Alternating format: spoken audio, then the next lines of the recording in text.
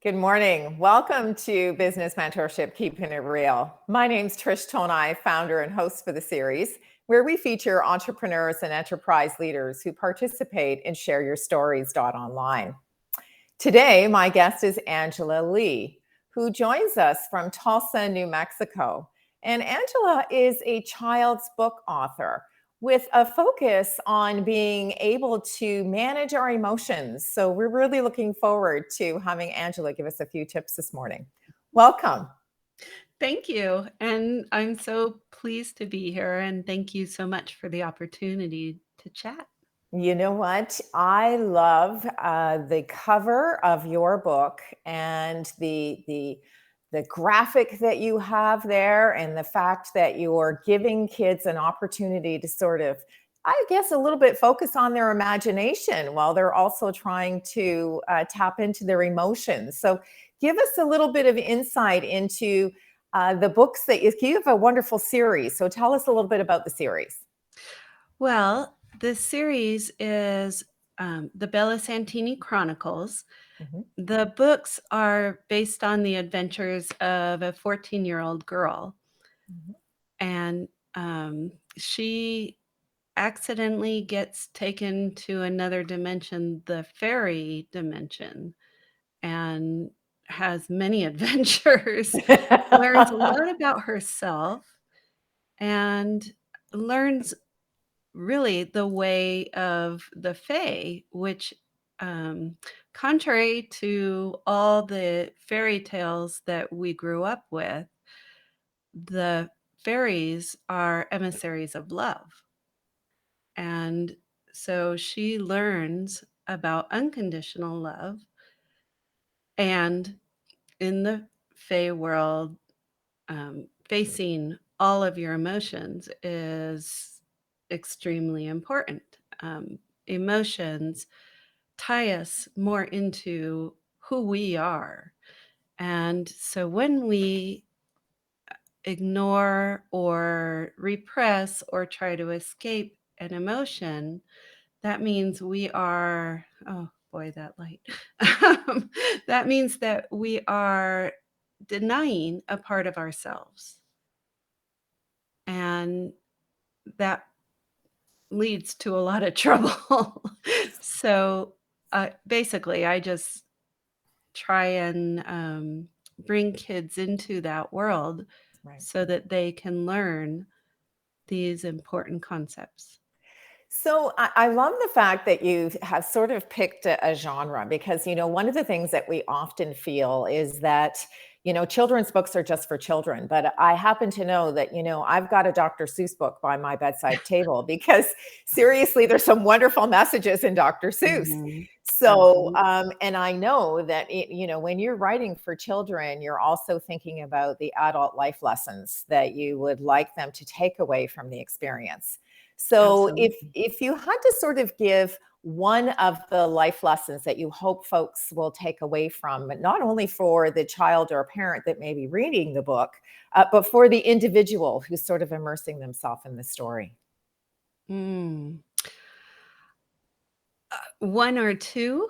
Yeah, sure. I mean, I'm sure there's many, many, many. I mean, every page of lots of, some. I refer back to Dr. Seuss, but every page in Dr. Seuss has a lesson. So, and I Yeah. know that you're tapping into some really serious stuff there with human emotions. So, let's just pick one to start with, and we'll see where it takes us from there.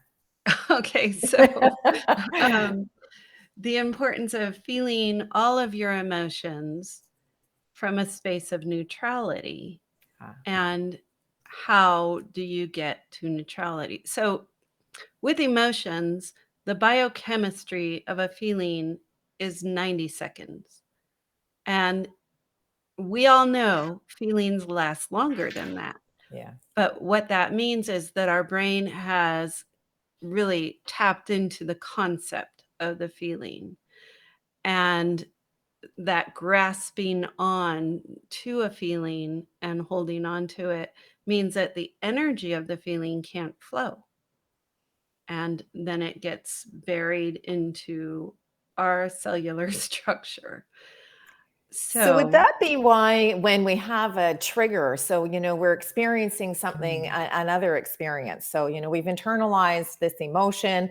It may be positive or negative, and then mhm, we find ourselves in a place where something's triggered, and we think, yes. "Wow, like that reminds me of that other experience." So is And a that how lot of you would kind of? people, yeah, it's interesting because a lot of people aren't aware that that trigger is revealing this stuck energy within them. Right. And that's another lesson, blame when we are pointing a finger at we're triggered by someone's behavior, we point a finger at them, we blame them, they did this and it made me feel this way. Um, when we're in blame, we're in victim energy. We are Right. the victim of that person. And when we are victim, we have no power to change the situation. So when we think about the triggers in our life, if we can imagine that that person is simply a mirror and that mirror is reflecting back to us this stuck energy that we have, and then we can thank them for serving that purpose of opening us up to a remembrance that we still have this energy that we need to face so that it can dissipate. Well, And that's, I feel like it's serendipity that we're having this conversation this morning, Angela, because, aw, before our call, I can honestly say I found myself in a situation where I was being triggered by someone else's behavior. And, ah, so how do I get it unstuck? How do I've recognized the trigger, I've mhm. recognized the emotion. I've actually taken your lesson and I realize that it's a mirror image. It's kind of showing me that this is something that I have to clear this energy. So how do I get it unstuck? What do I do? So, especially if you know that there is something maybe happened in your childhood, and that this trigger is bringing up that energy, become aware of the feeling. So, you know you're having this feeling, you're aware. Acknowledge the feeling. Okay, I'm feeling, name it, Right. Whatever that may angry, be. whatever. Yeah. Yeah, that feeling. And then allow. And that's it. It's as simple as that. Okay, I'm feeling Frustrated. frustrated, small. I'm feeling held in. I'm feeling whatever. Let that feeling happen for the 90 seconds and it will go away. And you know, there are some feelings that are extremely difficult, Right. and grief is one of the things, Mhm. because we just don't know how to deal with that loss, Mhm. and we hold on to it, and it becomes who we are. So if you know of anyone who has become a widow or a widower, and their whole existence is about, I lost my husband or wife, Mhm.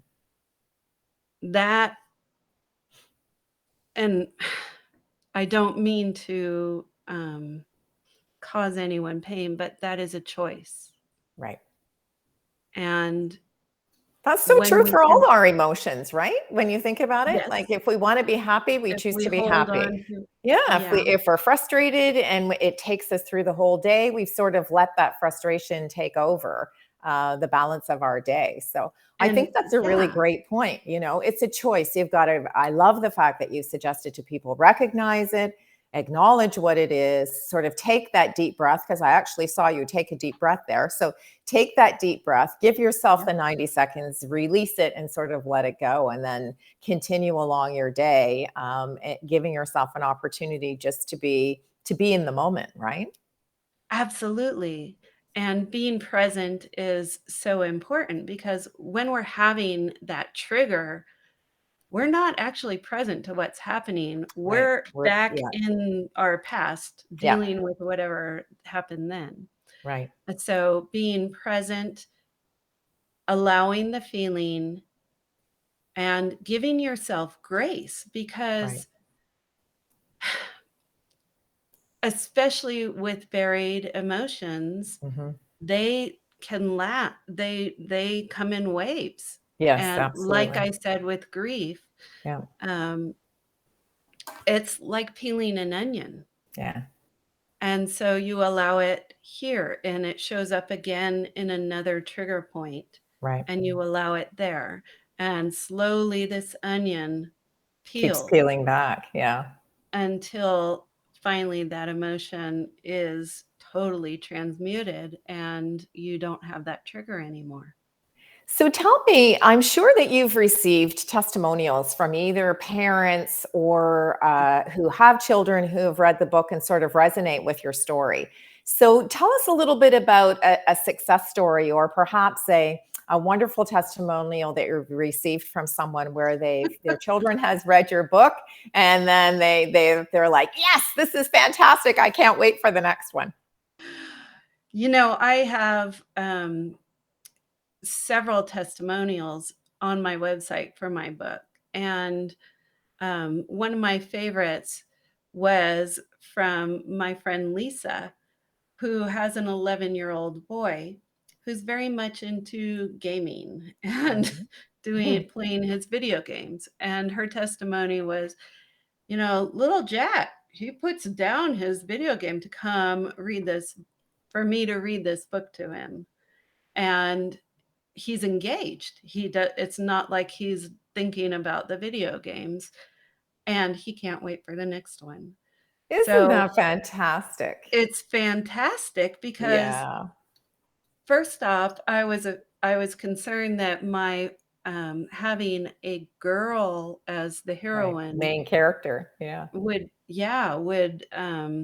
create within the guys, it's a girl's book, I'm Right. not interested. Right.